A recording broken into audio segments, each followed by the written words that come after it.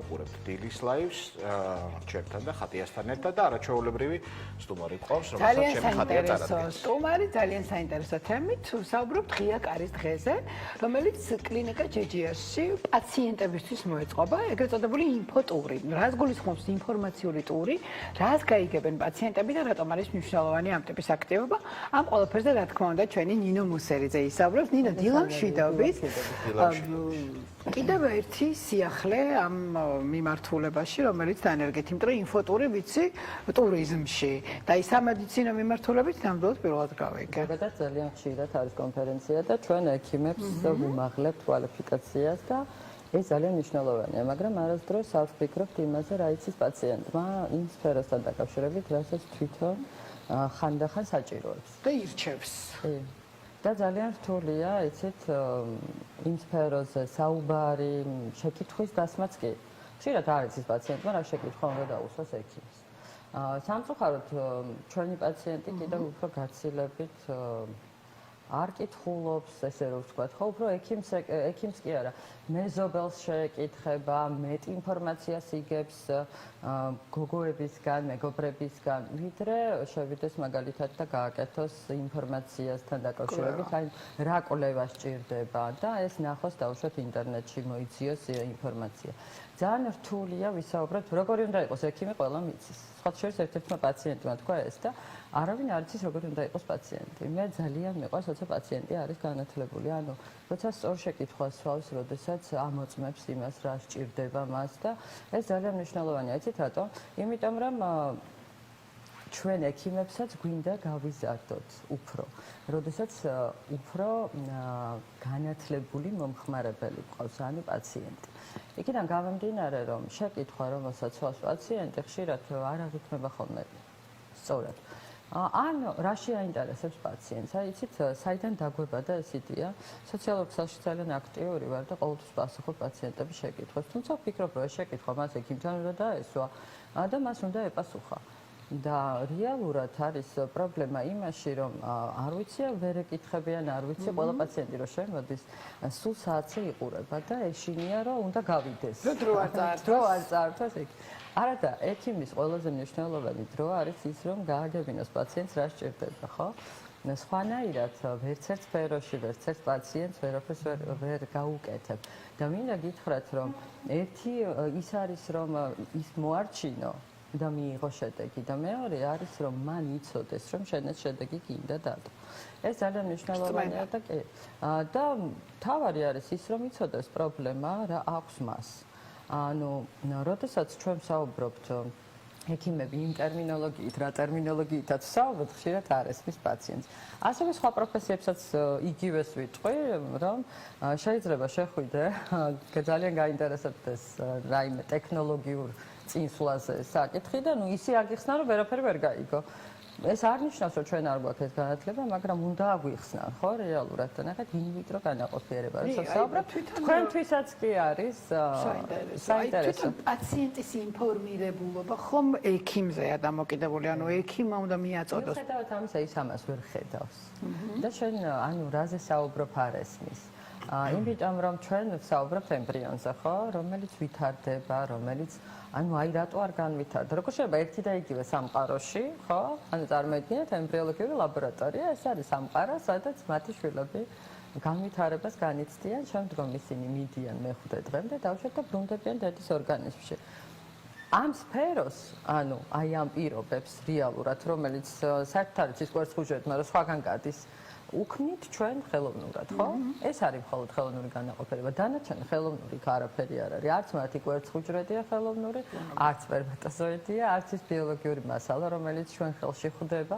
უბრალოდ ეს არის განაყოფიერება, რომელიც ხდება ორგანიზმის გარეთ. და წარმოიდგინეთ, რომ ამ პირობებში ერთი ადამიანი, 20 ემბრიონი შეიძლება მიიღო და მეორესი არც ერთი. ანუ და დაართულია მის ძალიან რთულია ამის ახსნა, რომ რატომ არ მოხდა მისი ემბრიონის განვითარება. ეხლა ვკითხულობდი რაღაც სოციალურ ქსელში და ჩემი ნაყოფიო ანომალიებით დაიბადაო. კი, ჩემი ნაყოფი ანომალიებით დაიბადა, ხო არ ნიშნავს, რომ ეს ვინმეს გამო მოხდა. ანუ რეალურად ანომალია არსებობს ჩვენს ორგანიზმში შეიძლება იყოს, ჩვენ შეიძლება მტარებელი ვიყოთ რაღაცის და შესაძლებელია ის რაც ბუნებრივად არ ხდება, ამას თავისი აქვს პირობა, ახსნა. რატომ მოდის პაციენტების მხოლოდ 15% ინვიტრო განაყოფიერებაში, რადგან სხვა დანარჩენს ავჭირდებით ჩვენ. ისინი ბიოლოგიურადაც აჩენენ შვილებს. კი, შესაძლებელია ზოგი ანომალიით აჩენს, ზოგი ჯანმრთელს, მაგრამ აჩენენ. უნაყოფობა არ არის მხოლოდ არ დავორსულდი. უნაყოფობა არის შეიძლება ვორსულდები და მეშლება. ანუ ვერ ვინარჩუნებ, ხო? ანუ შესაბამისად ნახეთ რაღაცა მიზეზი ამას ყოველთვის აქვს. ყველაზე მთავარი არის მიზეზის პოვნა და მინდა გითხრათ, რომ ის 2.5% ალბათ ყველაზე რთული პაციენტია, ვის მიზეზსაც ვერ ვაუბრობთ. ანუ არ ვიცით, ერთიც ჯანმრთელია, მეორეც, მაგრამ ერთად მათ არ გამოსდით ნაყოფს. კი ბატონო. და ხშირად არის ხოლმე, რომ აი აბსოლუტურად ახალგაზრდა წყვილია. ყველაფერი ნორმაში აქვს. და უბრალოდ არ არსულდება, ხო? უბრალოდ ვამბობ ჩვენ და ეს მისთვის სამხელა სტრესია. მაგრამ წარმოიდგინეთ, რომ მოსულა ესეთი პაციენტი და უბრალოდ ემბრიონი მეხუთე დღემდე არ მისულა, ან მისულა და აბსოლუტურად ყველა გენეტიკურად არაჯანმრთელი გამოსულა. ხდება ასეც. ამიტომ იცით, ის შეკითხვები, რაც არსებობს, ალბათ უნდა დავსვათ და ალბათ უნდა ვუპასუხოთ. ანომალიების აღმოჩენა ადრეულ ტრიმესტრში ხო შეიძლება უკვე თქვა ულტრასონოგრაფიით შესაძლებელია. როცა საუბრობთ ადრეულ ტრიმესტრზე და ბუნებრივ ორსულობაზე კი, მაგრამ ჩვენ ამჟამად ვსაუბრობთ იმაზე, რომ ჩვენ რო ვქმნით იმ სიცოცხლეს, იმ სიცოცხლეში შეიძლება ადრეულ ეტაპზე აღმოჩენა ანომალიების, მაგრამ როცა ვსაუბრობთ ანომალიებზე, ჩვენ ვსაუბრობთ მხოლოდ 70%-ზე და არა 100%-ზე. ავსაუბრობთ იმაზე, რისი მტარებელი შეიძლება ვიყოთ და ჩვენ გვეგონოს რომ ჯანმრთელები ვართ. და ჩვენ გვეგონოს რომ ყველაფერი გამოკვლეული ვართ და ვიცით. მეც არ ვიცი რას ვატარებ. როგორც მივხვდი, ინფოტურის მთელი დანიშნულება არის გაცნობიერება იმ პროცედურების თუნდაც და იმ მოცემულობების, რომელიც გამოც შეიძლება არ დგებოდეს სასურველი შედეგი და მაშინ თუ შეგიძლიათ რომ გვიწეროთ აი ინფოტურის შემთხვევაში და მოსვლის შემთხვევაში როგორ მიდის ასე ვთქვათ პროცედურა, როგორ ანათლებთ ასე ვთქვათ პაციენტებს რა ეტაპებს გადის. ანუ ნიდა ინდივიდუალურია ინფოტური თუ ჯგუფურად ვთქვათ რამოდენი. არის და ინდივიდუალური. ანუ ყველა ის ექიმი, რომელიც მათთვის საინტერესოა რა შეკითხვებზე უნდათ პასუხი. ძალიან ეს ინფოტური არ ნიშნავს რომ აუცილებლად ჩემი პაციენტი უნდა იყოს. ანუ მნიშვნელოვანი არის ის რომ შეკითხვა რაც დაისმევა. ძალიან ბევრი შეკითხვა აქვს ყოველას ხო იმ ადამიანებს ხო ძალიან ბევრი ადამიანი მოდის ასეთ შეკითხვებით და ძალიან ბევრი შეკითხვა რომელიც პასუხის გაუცემლად რჩება მათთვის. და მიზეზი აზრი მოისმინოს, იმიტომ რომ ძალიან ბევრი რამ არსებობს მედიცინაში, რაზეც შეიძლება ვისაუბროთ და შესაბამისად ნახეთ არსებობს ძალიან მარტივი პაციენტი, რომელიც მოვიდა, ჩაიტარა მკურნალობა, დაორსულდა და წავიდა. ის თulis რომ ეს ყველაზე მარტივი პროცედურაა ამ ქვეყნად, რაც კი არსებობს. მაგრამ არ არის ეს მარტივი იმ ადამიანებისთვის, ვინც იმ 2.5%-ში მოხვდება, რომელსაც ყველაფერი გაკეთებული აქვს პრაქტიკულად და ბოლოს კი მიაღწია მიზანს, მაგრამ ძალიან დიდი ბრძოლის შედეგად. წარმოიდგინეთ, რამდენი რამ შეიძლება, რაც არ გაუგია იმ პირველს დასჭირდა მეორეს. შესაბამისად, ერთის გამოცდილება ვერანაირად ვერ იქნება მეორეს გამოცდილება იგივე.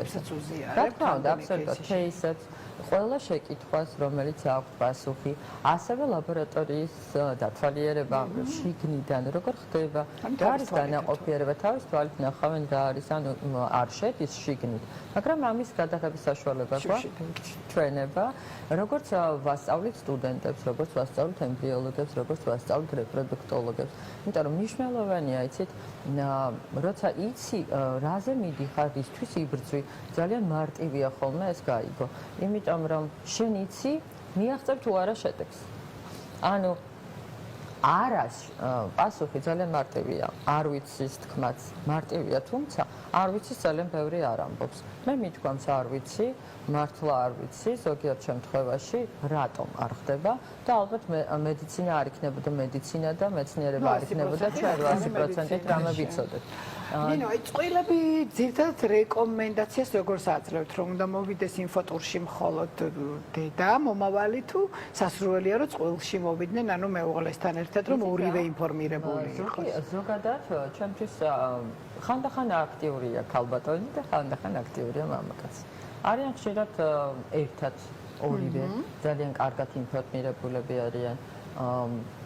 იცით, სხვა პროფესიის ადამიანებიც არიან და ხშირად შეკითხვები სხვადასხვაგვარი აქვს.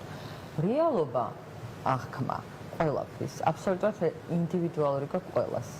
ერთი და იგივე ინფორმაცია შეიძლება ორ ადამიანს მიაწოდო და აბსოლუტურად სხვადასხვაგვარად გაიგოს. ერთი რომელიც შეიძლება ყველაფერს დადებითად იგებდეს და დადებითი და მეორე ყველაფერზე სკეპტიკური იყოს. სხვა შორის სკეპტიკური პაციენტები ყველაზე მადლიერები არიან. მაგრამ განწყობასაც ძალიან დიდი მნიშვნელობა აქვს. განწყობას ყოველთვის ძალიან დიდი მნიშვნელობა. ზოგადად ჩვენი თავის ტვინი განაგებს ჩვენი ემოციისა თუ შედეგიანობის ალბათ 80%. ნამდვილად ასია, იმიტომ რომ რისი გვჯერა.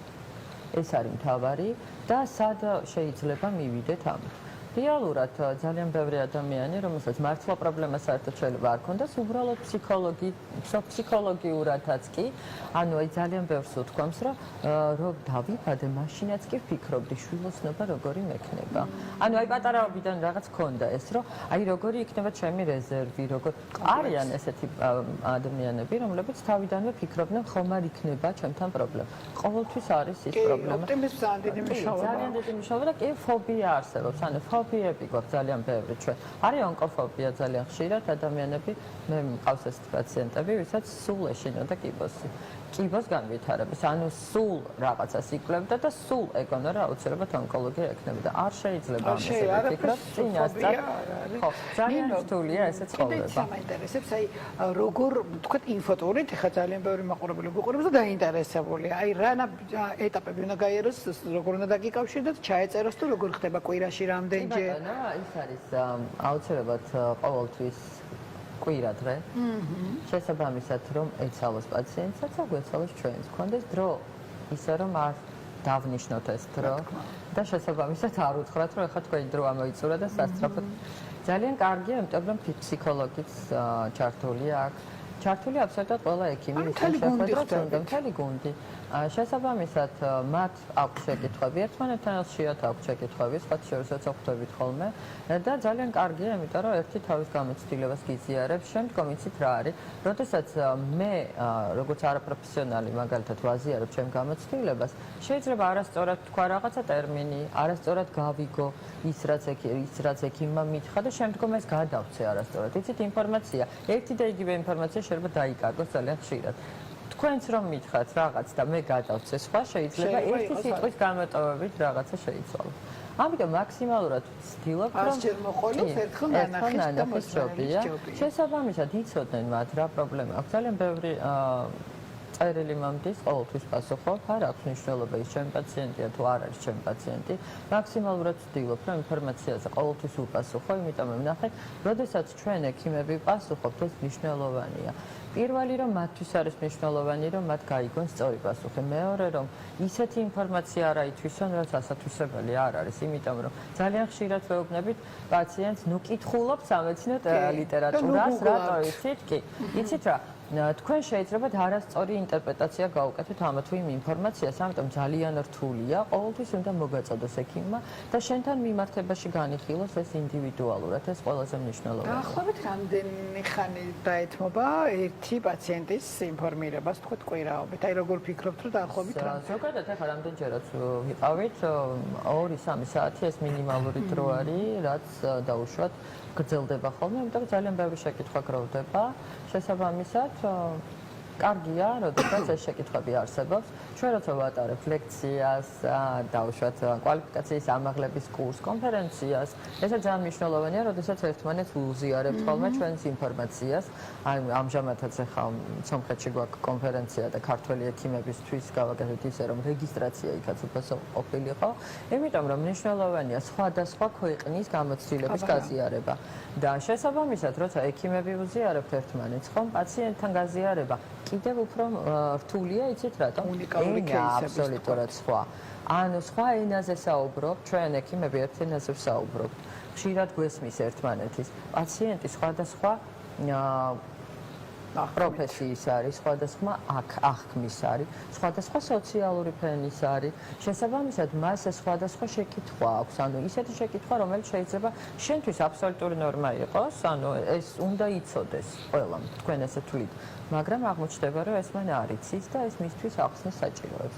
ამიტომ ძალიან მნიშვნელოვანია ექიმსა და პაციენტს შორის ისეთი ურთიერთობის ჩამოყალიბება, როდესაც ისინი ერთ ენაზე საუბრობენ, ესმით ერთმანეთის და თქვენ მერწმუნეთ, რომ როდესაც პაციენტმა იცის მას რა სჭირდება, თვითონ აღქმული აქვს რა სჭირდება, მისი მკურნალობაც გაცილებით უფრო მარტივია.